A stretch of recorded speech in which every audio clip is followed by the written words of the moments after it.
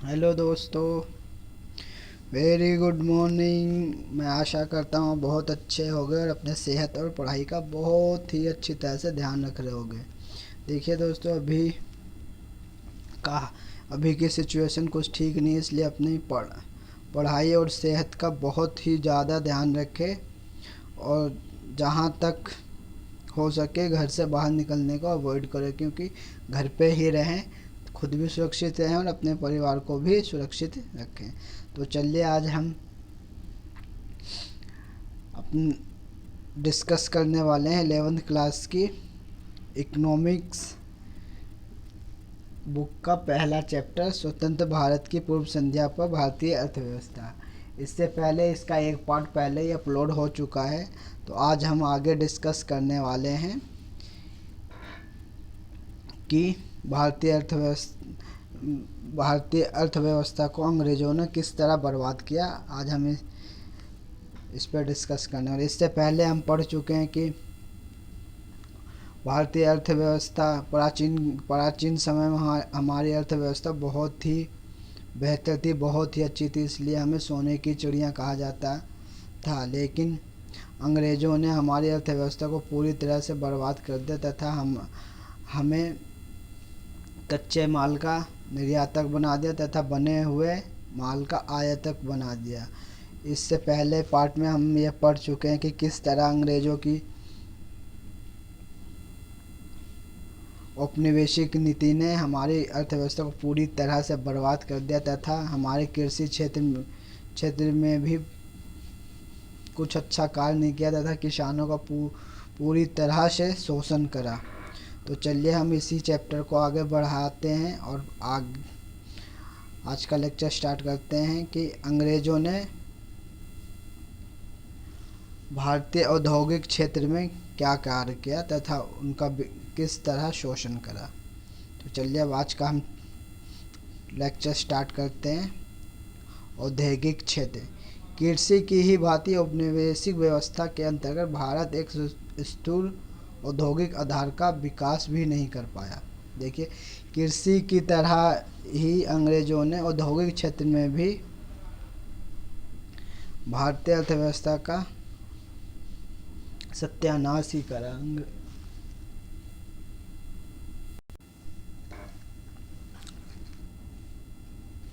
तो चलिए अब हम डिस्कस करने वाले हैं कि अंग्रेज़ों ने औद्योगिक क्षेत्र में क्या किया है।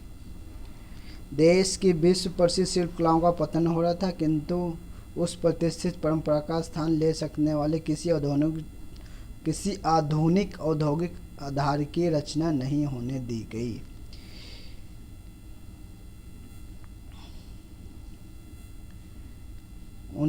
अंग्रेज़ों ने औद्योगिक क्षेत्र में भी सेम रूल अप्लाई करा। उन्होंने औद्योगिक क्षेत्र का विकास नहीं करा तथा हमारी प्रसिद्ध शिल्प कला का पतन हो रहा था, बर्बाद हो रही थी। लेकिन उन्होंने इसके लिए कोई भी नया उद्योग नहीं लगाया तथा शिल्प कलाओं का संरक्षण नहीं करा। तो यहाँ भी अंग्रेज़ों की यही नीति थी कि पूर्ण रूप से भारतीय अर्थव्यवस्था को ब्रिटिश शासन पर निर्भर कर देना, कि भारतीय अर्थव्यवस्था पूरी तरह से अंग्रेज़ों के अधीन हो जाए। यही उनकी नीति थी, इसलिए उन्होंने औद्योगिक क्षेत्र में भी कोई कार्य नहीं करा। इंग्लैंड में विकसित हो रहे आधुनिक उद्योगों के लिए कच्चा माल निर्यातक बनाना चाहता था। उनका सिर्फ और सिर्फ एक ही मकसद था, जो इन्होंने इंग्लैंड में फैक्ट्री लगाई थी उनके लिए भारत से कच्चा माल प्राप्त करना तथा इंग्लैंड में ले जाके उसे विकसित करना।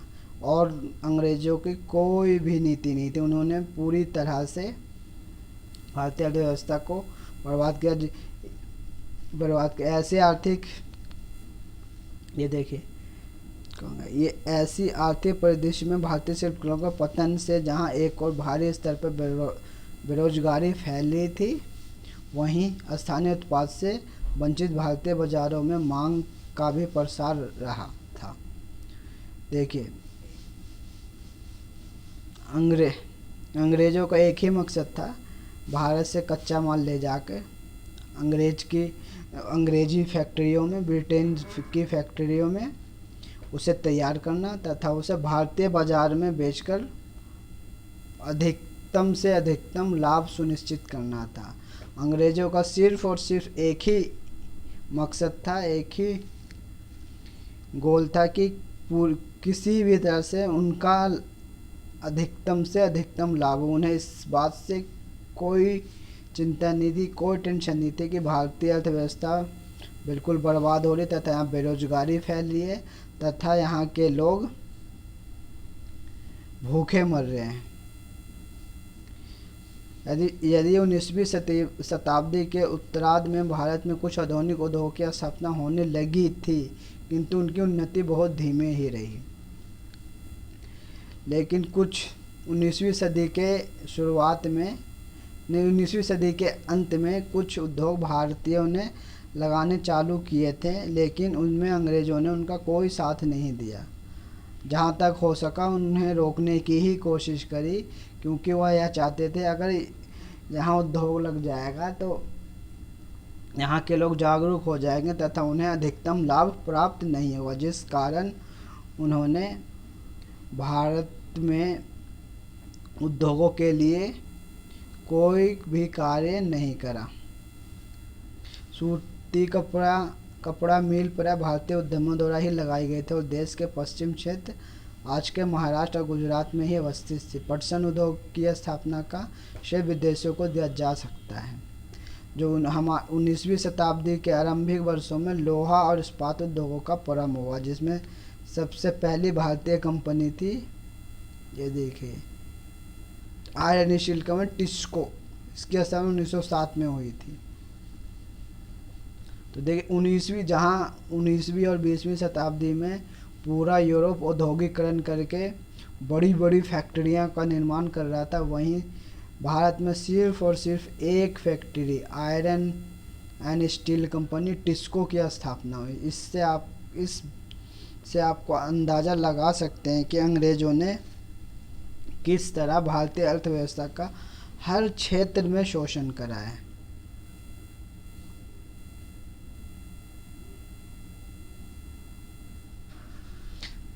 कि भारत में भावी औद्योगिकरण को प्रोत्साहित करने हेतु पूंजीगत उद्योगों का बड़ा अभाव ही बना रहा। जो भारत में क्योंकि किसी भी उद्योगों को लगाने के लिए 3 चीज़ की ज़रूरत होती है: भूमि, श्रम और पूंजी। श्रम और भूमि तो भारतीयों के पास थी, लेकिन पूंजी का अभाव था और अंग्रेज कभी भी इंडिया में कोई फैक्ट्री नहीं लगाना चाहते थे तथा पूंजी का निवेश नहीं करना चाहते थे। उनकी तो बस एक ही नीति थी, ब्रिटेन में बने हुए माल को लाकर बेचना तथा अधिकतम से अधिकतम लाभ अर्जित करना। देखिए, पूंजीगत उद्योग वे उद्योग होते हैं जो तत्कालिक उपभोग में काम आने वाली वस्तुओं के उत्पादन के लिए मशीनों और कालपुर्जों का निर्माण करते हैं। तो पूंजीगत उद्योग वो उद्योग होते हैं जिसमें मशीनें और कालपुर्जों का निर्माण होता है। इस उद्योग को लगाने के लिए बहुत पैसे की ज़रूरत होती है, जो भारतीयों के पास इसका अभाव ही रहा, जिस कारण भारत में कोई भी बड़ा उद्योग नहीं लग पाया तथा जिससे सकल घरेलू उत्पाद में गिरावट, ये देखिए, सकल घरेलू उत्पाद या सकल वर्धित में योगदान भी बहुत कम ही रहा। और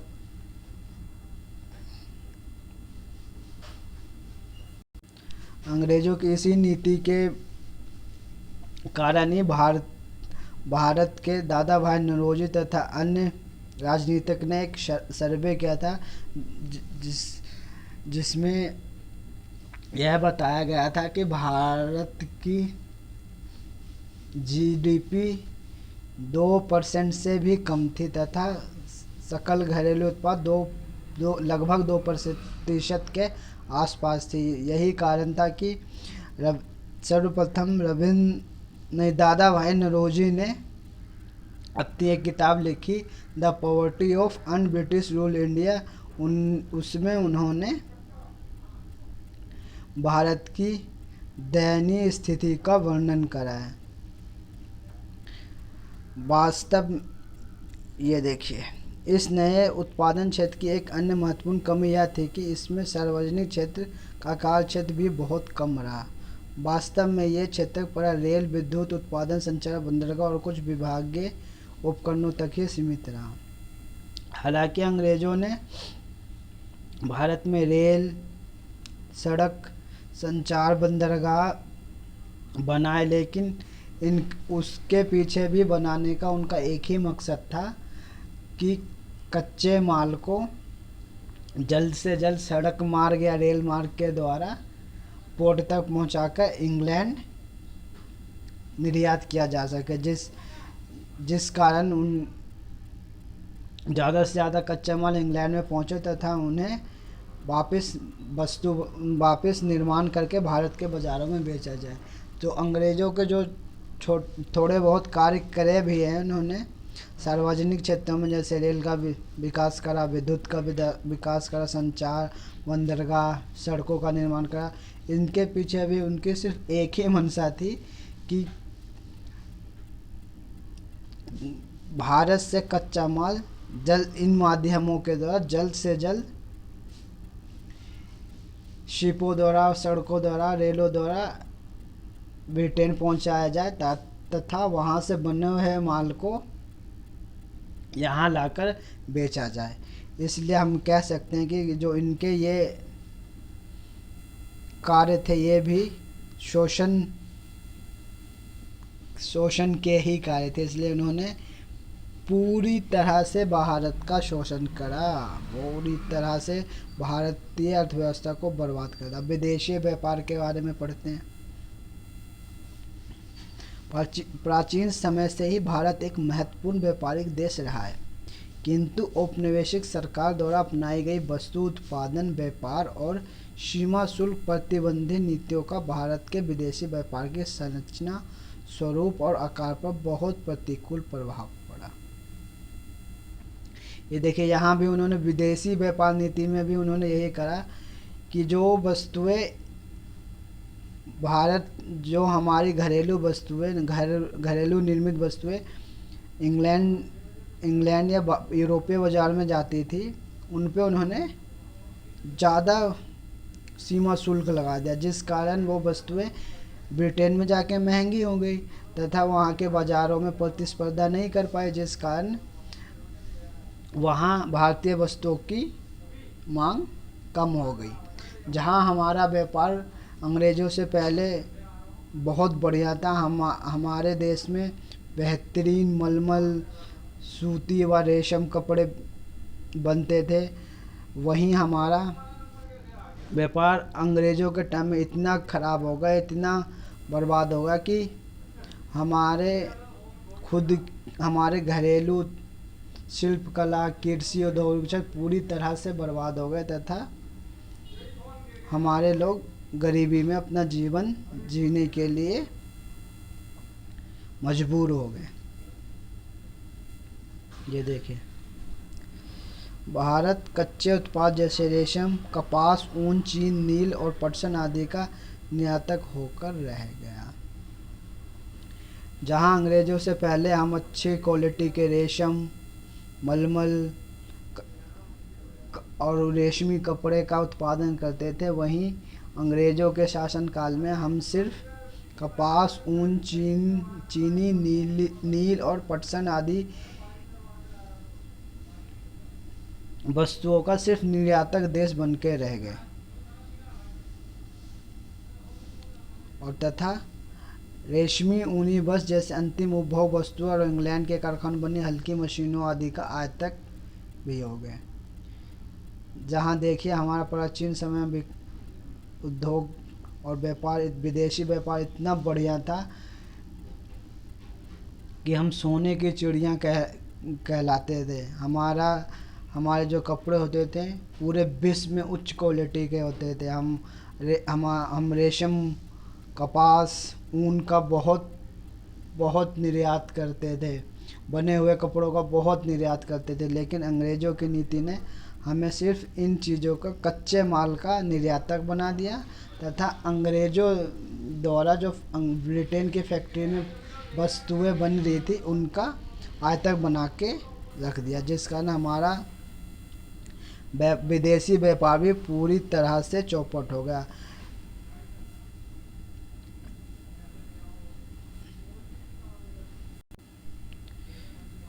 इंग्लैंड ने भारत के आयात निर्यात पर अपना एकाधिकार जमाए रखा और भारत का आधे से अधिक व्यापार तो केवल इंग्लैंड तक ही सीमित है और कुछ व्यापार चीन, श्रीलंका और ईरान से होने दिया।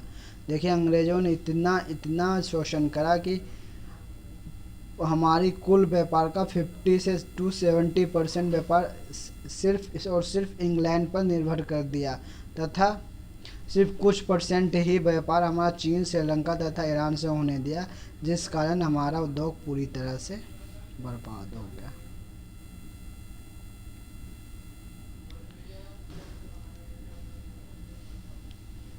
ये देखिए, ये इस अधिशेष की भारतीय अर्थव्यवस्था को बहुत भारी लागत चुकानी पड़ी। देश के आंतरिक बाजार में अनाज, कपड़ा, मिट्टी, तेल, आवश्यक वस्तुओं की कमी हो गई। अंग्रेज़ों की इस नीति के द्वारा हमारे भारतीय बाजार, हमारे अर्थव्यवस्था को बहुत ही भारी कीमत चुकानी पड़ी तथा यहाँ के खुद के बाज़ार में जो बेसिक चीज़ थी, ज़रूरत की चीज़, उसकी कमी हो गई। अनाज, कपड़ा, मिट्टी का तेल और ये सारी ज़रूरत की चीज़ें की कमी हो गई, जिस कारण हमारी आधा से ज़्यादा जनसंख्या गरीबी, भूखमरी के कारण निपट गई, समाप्त हो गई। ब्रिटिश भारत की जनसंख्या के विस्तृत ब्यौरे सबसे पहले 1881 की जनगणना के तहत हुआ। अंग्रेज़ों ने जो सबसे पहले एक ये बहुत ही इम्पोर्टेंट क्वेश्चन है कि भारत में जनगणना की शुरुआत कब हुई थी। सर्वप्रथम 1881 में भारत की पहली जनगणना हुई, जो अंग्रेज़ों द्वारा की गई थी। ये भी कुछ नहीं था, ये भी उनकी शोषण की नीति थी। यद्यपि इसकी कुछ सीमाएं थी, फिर भी भारत की जनसंख्या समृद्धि की विषमता बहुत स्पष्ट थी। तो भारत की जनसंख्या समृद्धि बहुत ही बुरी थी। बाद में प्रत्येक 10 वर्ष बाद जनगणना होती रही। वर्ष 1881 के बाद कंटिन्यू हमारे देश में जनगणना होती रही। वर्ष 1921 के पूर्व का भारत जनन के संक्रमण के प्रथम सोपान में था। द्वितीय सोपान का 1921 के बाद हुआ। अंग्रेज़ों ने भारत में जनगणना की शुरुआत तो करी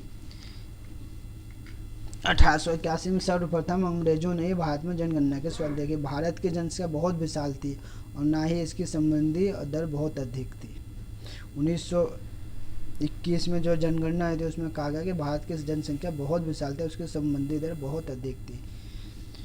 कुल मिलाकर साक्षरता दर 16% से भी कम थी। इसमें जो 1921 में अंग्रेज़ों ने जनगणना कराई उसमें भारतीय साक्षरता दर 16% से भी कम थी, जिसमें महिलाओं की साक्षरता केवल 7% थी। जन स्वास्थ्य सेवाएं तो अधिकांश को सुलभ ही नहीं थी और जो लोगों की बेसिक ज़रूरत होती है, जन सुविधाएं, वो तो थी ही नहीं। अंग्रेज़ों ने, कह तो रहा हूँ मैं आपसे शुरू से ही, कि अंग्रेज़ों ने कभी भी यह नहीं चाहा कि भारतीय पढ़ लिख कर आगे बढ़कर एक सभ्य समाज की स्थापना करें, क्योंकि उनकी तो बस एक ही नीति थी, किसी तरह से भी भारत का शोषण करो, अधिकतम से अधिकतम लाभ कमाकर सारे पैसे अंग्रेज भेजो। उस समय जो जनगणना हुई थी,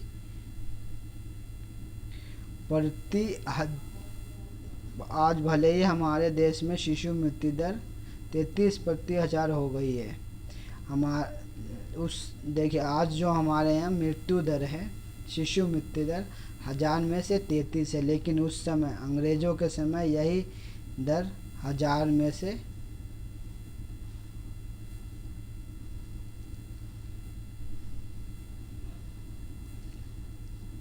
218 थी। तो आप सोच सकते हैं कि उस समय कि हमारी स्वास्थ्य सुविधा कैसी थी कि 1000 बच्चों में से 218 की मृत्यु हो जाती थी।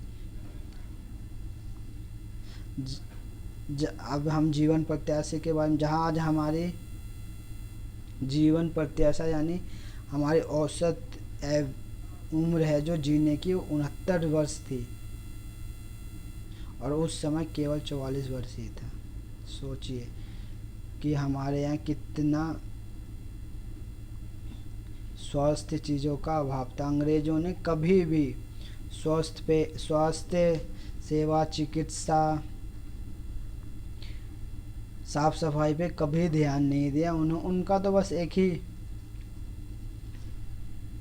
ही एम था कि किसी भी तरह से यहाँ से पैसे कमाया जाए और अच्छे पैसे कमाकर ब्रिटेन जाकर बढ़िया ज़िंदगी जी जाए। उस समय गरीबी का प्रसार कितना था, इसमें कोई संदेह नहीं है कि औपनिवेशिक शासन के दौरान भारत में अत्यधिक गरीबी व्यापात थी। परिणाम से भारत की जनसंख्या की दशा और भी बदतर हो गई। इन्हीं सब कारणों के कारण भारत की जनसंख्या बिल्कुल विलुप्त हो गई तथा भारतीय किसान तथा भारत के लोग गरीबी, मजबूरी तथा कुपोषण के शिकार हुए तथा आधा से ज़्यादा जनसंख्या समाप्त हुई। ये देखिए उस टाइम की एक फ़ोटो है, भारतीयों की क्या हालात थी।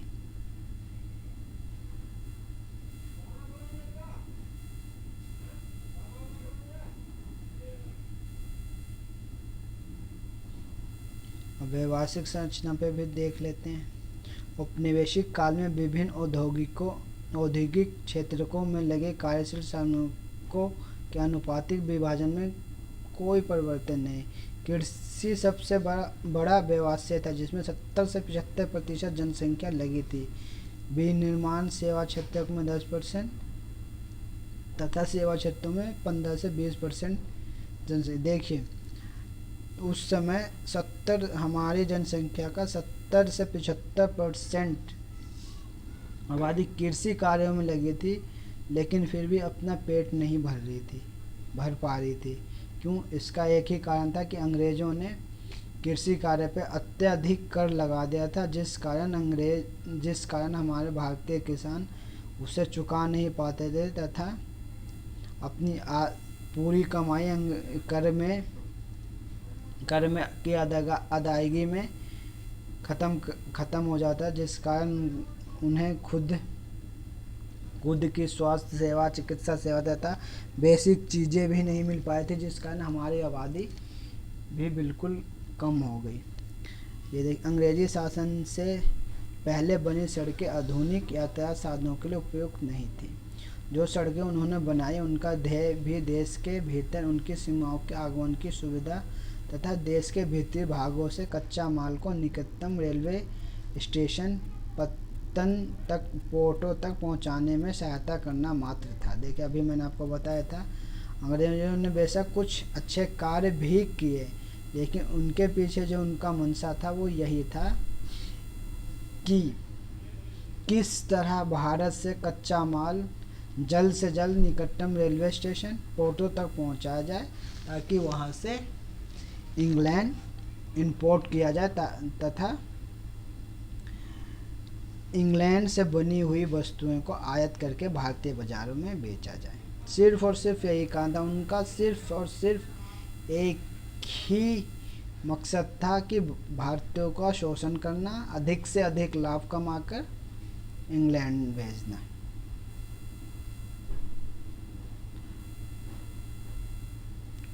अंग्रेजों ने 1850 में भारत में रेलों का आरंभ किया। यही उनका सबसे महत्वपूर्ण योगदान माना जाता है। रेलों ने भारत की अर्थव्यवस्था की संरचना को 2 महत्वपूर्ण तरीकों से प्रभावित किया। इससे लोगों में भूक्षेत्रीय एवं सांस्कृतिक व्यवधानों कम हुआ तथा दूरी की कमी हुई। भारतीय ग्रामीण अर्थव्यवस्थाओं के आत्मनिर्भरता के स्वरूप में विपरीत प्रभाव। देखिए आधिकारिक संरचना में अंग्रेजों ने बेशक रेल, तार, जल परिवहन तथा डाक का निर्माण किया, लेकिन इसमें भी उनकी नीति तो यही थी कि किसी भी तरह से उन्हें खुद का फ़ायदा हो। लेकिन निर्माणों की वजह से भारतीयों का भी थोड़ा थोड़ा बहुत फ़ायदा हुआ। इससे क्षेत्रीय व सांस्कृतिक जो दूरियां थी वो कम हो गई। अब लोग एक जगह से दूसरी जगह पे आसानी से आ जा सकते थे। तारों के माध्यम से एक जगह से दूसरी जगह आसानी से तार भेज सकते थे, तथा यह तार व्यवस्था की वजह से ही हमारा जो राष्ट्रीय आंदोलन में बहुत सारी पत्र पत्रिकाएं छपी, जिस कारण लोगों इन्हीं पत्रिकाओं, इन्हीं तारों की मदद से लोगों के अंदर देश प्रेम की भावना जगी तथा एक व्यापक आंदोलन हुआ तथा अंत में हमें जाकर आज़ादी मिली।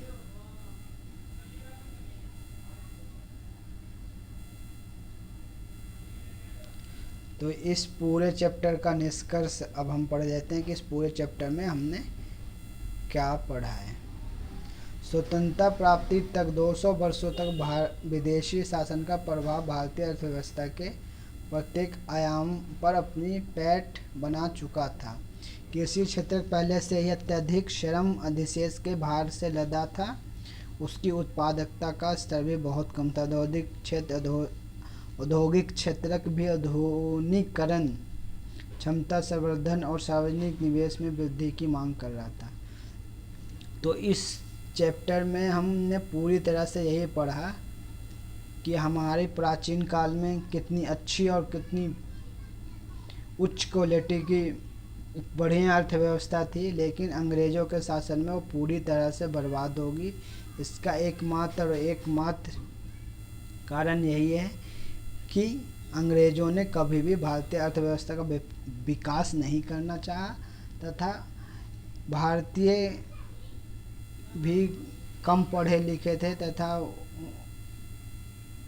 उन्होंने भी अपने विकास में ज़्यादा ध्यान नहीं दिया। इसी कारण हमारी अर्थव्यवस्था पूरी तरह से बर्बाद होगी तथा हम कच्चे माल का निर्यातक और बने हुए माल का आयातक बनकर रह गए और हमारी आधी से ज़्यादा जनसंख्या गरीबी भूखमरी में जीवन यापन करने के लिए मजबूर हो गई। तो आई होप अब आपको इस चैप्टर से पूरी तरह से भारतीय अर्थव्यवस्था की जानकारी मिल गई होगी।